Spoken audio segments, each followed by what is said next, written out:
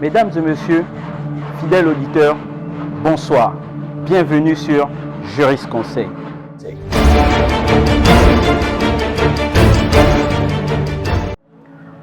Mesdames et messieurs, fidèles auditeurs, le terme de ce jour portera sur le vol. Qu'est-ce que le vol? Le vol étant défini dans le dictionnaire Larousse comme le fait de s'approprier de la chose d'autrui de façon illicite. Autrement dit, le lexique de termes juridiques, quant à lui, définit le vol comme étant le fait de la soustraction frauduleuse de la chose d'autrui. Dans nos sociétés, il y a des personnes qui utilisent l'adage « ramasser, c'est pas voler ». Alors, que dire de cela? Le droit, quant à lui, vient mettre fin à cet adage qui dit « ramasser, c'est pas voler ». Dans son article 460 du nouveau code pénal, celui-ci dispose que le vol est la soustraction frauduleuse de la chose d'autrui et que celui qui est coupable d'un vol est punissable d'une amende de 1 million et plus et d'emprisonnement de 3 à 5 ans. Pour cela, il faudrait tout simplement dire que le droit fait une distinction entre la faute simple et la faute aggravée. Alors que dans le cadre de notre exposé, nous allons plus nous appesantir sur la faute simple.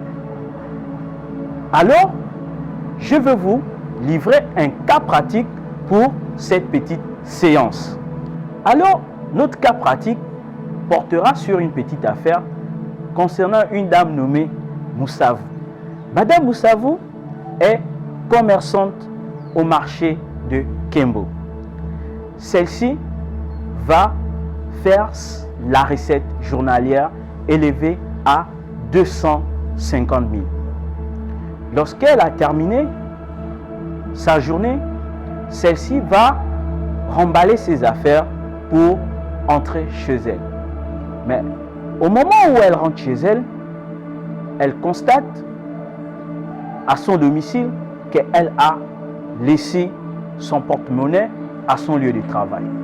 Au même moment, une jeune fille nommée Muriel, en classe de terminale au lycée d'État de Libreville, vient au marché de Kembo pour rendre visite à sa tante. Celle-ci, en étant avec sa tante, elle constate la présence d'un portefeuille sous une table. Alors, elle se met à ramasser le portefeuille. Après quelques instants, il y a eu d'autres commerçantes, c'est-à-dire les copines de Madame Moussavou, qui vont constater que la jeune Muriel s'est saisie du portefeuille de Madame Moussavou. Automatiquement, ces dernières vont appeler Madame Moussavou pour lui dire que il y a une jeune fille qui s'est saisie de son portefeuille. Alors, Madame Moussavou revient au marché de Kembo et demande à la jeune Muriel de lui restituer le portefeuille. Cette dernière dit tout simplement que le portefeuille l'appartenait plus qu'elle l'a ramassé. Et pour elle, ramasser, c'est pas voler. Sur ce petit cas pratique, nous voyons très bien que la jeune Muriel a été coupable d'un vol. Donc, par conséquent, le code pénal, dans son article 460, tout simplement, va condamner la jeune Muriel, puisque elle a ramassé quelque chose qui ne l'appartenait pas. Et alors, elle sera passible d'une peine de prison de 3 à 5 ans et peut payer Madame Moussavou un montant de 1 million et plus. Nous avons vu que dans le cas pratique, la jeune Muriel a été responsable d'un vol et son adage « ramasser, c'est pas voler » ne tient pas en termes de droit.